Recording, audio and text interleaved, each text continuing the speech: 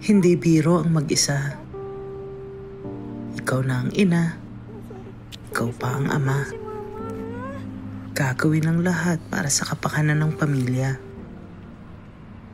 Sa bawat kayod, bawal mapagod. Pangarap na buhay, mag-isa ang tinataguyod.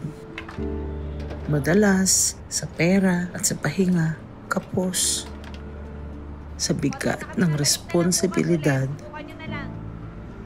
laging naghihikahos.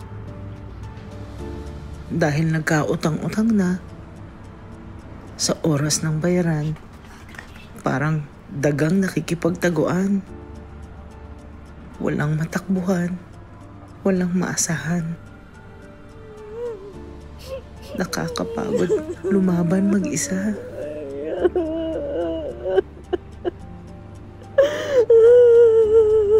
Huwag na sanang pahirapan pa ang mga nagigipit. Wakasan ang mapagsamantalang 5-6 pautang.